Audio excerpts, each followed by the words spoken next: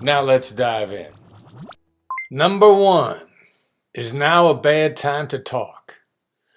Now we're going to give you several no-oriented questions in a row because they're awesome and they help get you an advantage right away.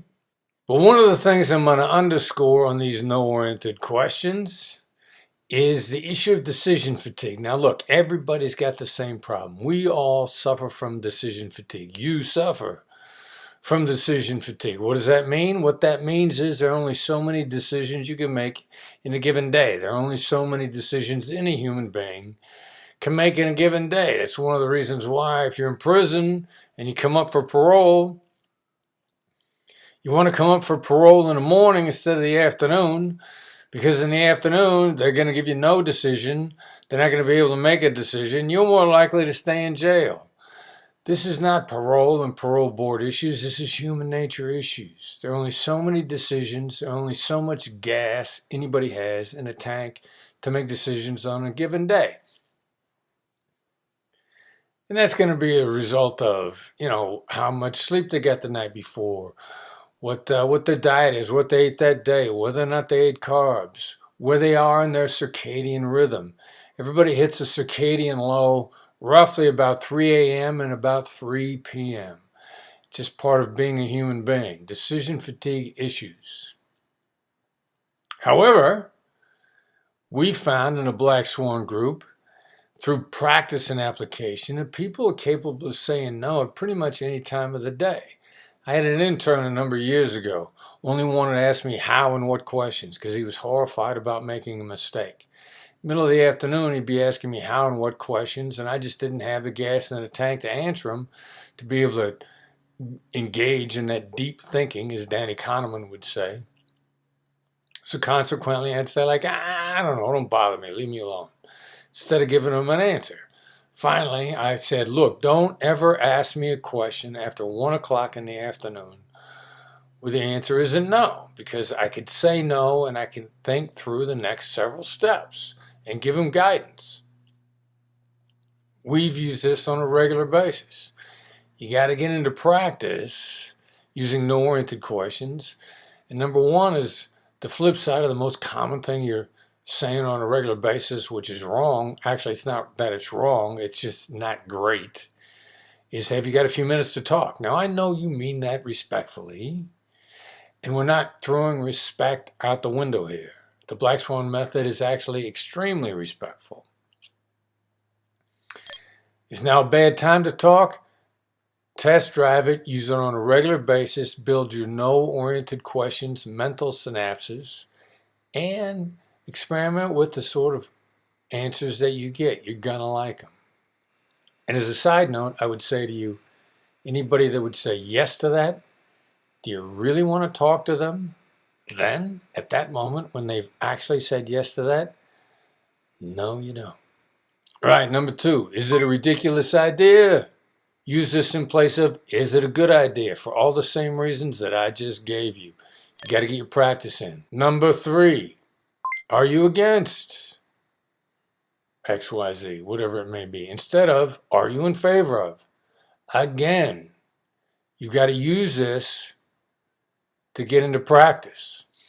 We had a woman in a hospital services company once who was a little skeptical of our no-oriented questions approach, walked out of the room during the training and reached out to the head nurse in a hospital about a program that she'd been trying to get the head nurse to accept that the head nurse had been rejecting.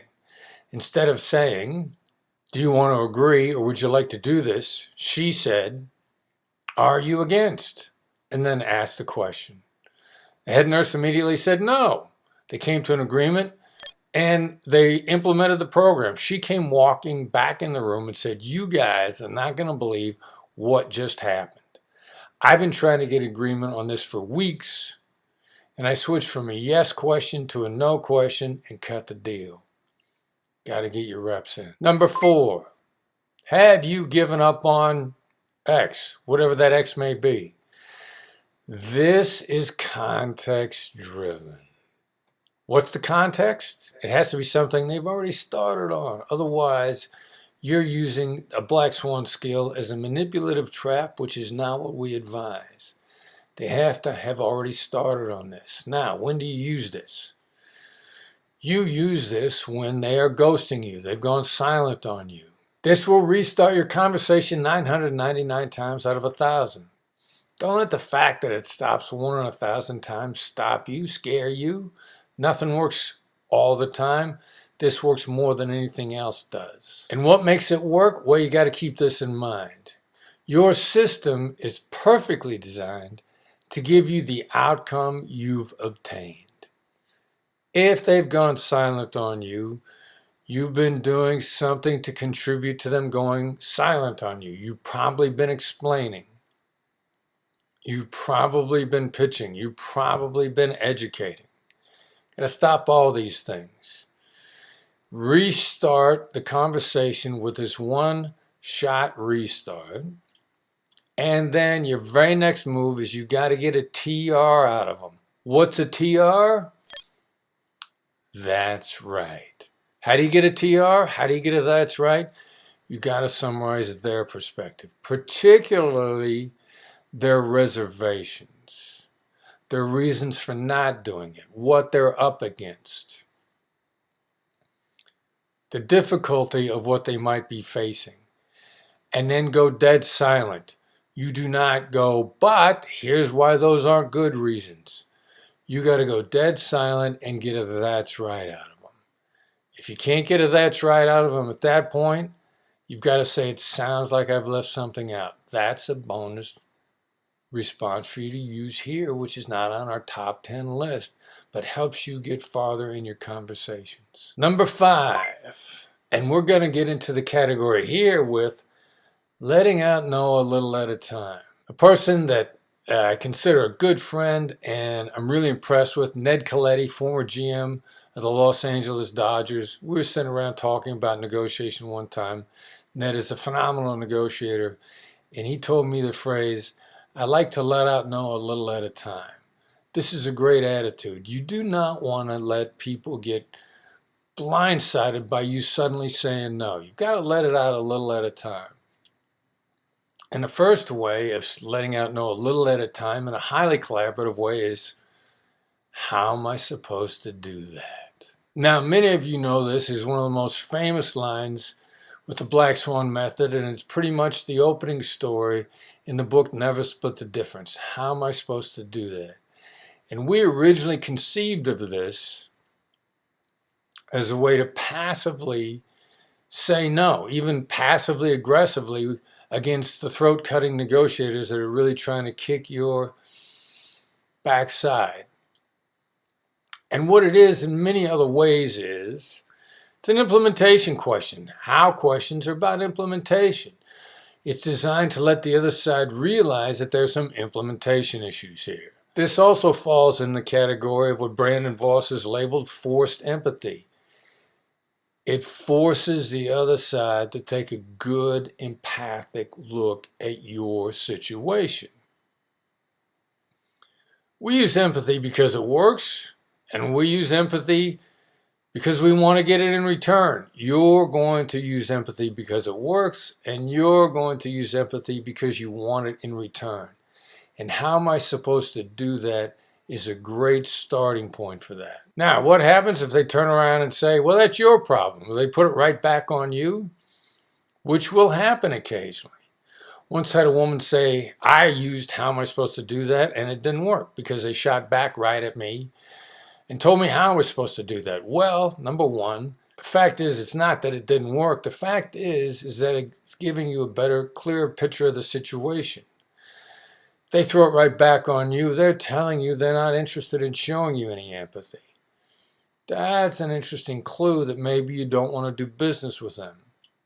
All right, I'm going to give you 2 ways to subscribe to the Black Swan Group's negotiation newsletter, which is free. Doesn't cost you anything. I had a colleague with the FBI that used to like to say, if it's free, I'll take 3. Here's how you subscribe to The Edge if you're in the United States. If you're not, I'll give you a method right afterwards. Send the text to, the number is 33777, that's 33777. The text message that you send is Black Swan Method, Black Swan Method 233777. It's concise, it's actionable. That's the most important parts of this. Concise and actionable. Comes to your email inbox on Tuesday mornings when you're ready to rock and roll and get after the week. Now, if you're not inside the United States, you see the Black Swan website, the home page. You go up on the right-hand side here on this menu here, you see blog. Click on that. Bang, you're at the negotiation edge. On the right-hand side right here, subscribe. First name and email, sign up now. There's a ton of free information on this site, on the Black Swan Group website, home. Look at it, get everything free that we have. If it's free, you should take 3. And in the model of letting out no a little at a time, here's the next no that you let out, which is number 6 on our list, and it is, your offer is very generous. I'm afraid that just doesn't work for me. Now here's the beauty aspects of this. You mentioned generous. You want to encourage generosity on their part. That's a good thing for you to throw into this statement. Second part, it just doesn't work for me. That removes the problem of external criteria. Now, my academic brothers and sisters like to talk about, well, let's agree on an external criteria. Why should you agree to the external criteria? Maybe the external criteria is okay and appropriate in a neutral situation or in situations other than yours. Well, why should external criteria apply to you? In many cases, it doesn't. You want to remove an agreement on external criteria from the conversation because they're only going to agree to external criteria that works against you, and you don't want to put yourself in that corner. This is a great way to come back with a much stronger no. One of the students in our class at Georgetown said they use that phrase, your offer is very generous, but I'm sorry, it just doesn't work for us. And he said the people on the other side of the table looked at each other and then looked back at him and said, you're right, it is high. Now that's an interesting response because you want to have an impact on what you say and what they hear. You want them to get across in their brain, this stuff doesn't work, there's a pretty good chance it's too high. You don't want them to feel backed into a corner when you're letting out no a little at a time, and this is a great way to do that. Don't back people into a corner. They will disagree even when it's not in their interest to disagree. Taking away their autonomy is a bad idea, and that's what happens when you back people into a corner. Now, number 7. This is another counterintuitive response, and you use it for when somebody calls you and says, how are you today? Instead of saying, fine, how are you? Or my back hurts, or it's a wonderful day. When they're calling you and saying, how are you today? What are they really trying to find out? Well, they're really trying to find out, are you in a mental place to talk about what I want to talk about? So here's how you short-circuit this conversation in a way that builds rapport, that they appreciate, gathers information, and preserves your most precious commodity and theirs, which is time. It sounds like you've got a place you want to start. They are going to love this. Of course they have a place they want to start. They've thought about it before they called you. Now, every now and then, somebody's going to say to you, yeah, I do have a place I want to start, but I really want to know, how are you today? Cool. Then engage in the conversation. And then you can get back to the place they wanted to start. Everybody wins. Number 8, another counterintuitive response. And this is how you should respond to questions when you're asked a question. So the first way to respond to questions, and number 8 on our list, is, what makes you ask? Just like that. Now, when somebody asks you a question, what's more important is the question behind the question. What makes you ask?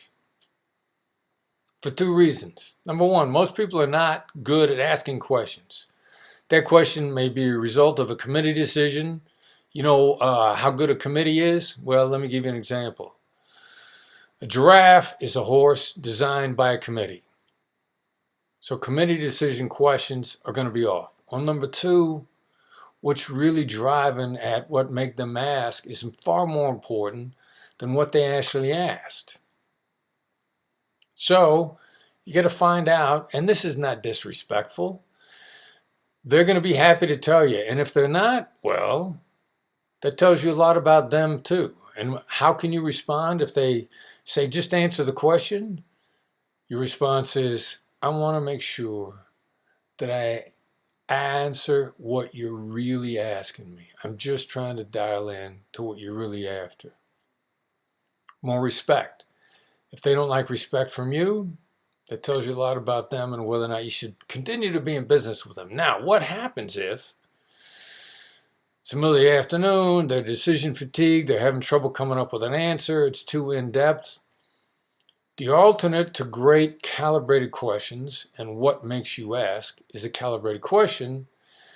You want to ask an alternative label, an asking label, if you will. And so number 9 on our list is the alternative to what makes you ask, and that is, it seems like you have a good reason for asking that, or it seems like you have a good reason for asking that. I gave you both inflections there. Make sure you shut the front door right after you use that label. What does that mean? Go silent. Count thousands to yourself if you have to. Let them break the silence. You won't get past 3. Be prepared to count to 10. And wait. Respectfully. This is a respectful dynamic, and respect is one of your best choices. Finally, number 10 on the top 10 list of black swan negotiation bullets. You're going to use this when the other side is failing to perform, when they're not living up to an agreement. What do you say? It seems like you have a reason for not doing, and then whatever it is that they didn't do, X, Y, perform, finish the contract, finish the work, call me back. They're going to have a reason. They're probably afraid to tell you. This is the best way to re-engage a collaborative approach to whatever the problem is so that they feel safe and respected. Always the keys to a long-term relationship. So these were the 10 most powerful negotiation bullets of the Black Swan method. Share this video across your network. Share with the people that are on your side. Remember, if you want to go fast, go alone. If you want to go far, go as a team. And let the Black Swan Group continue to help you up-level your negotiation skills.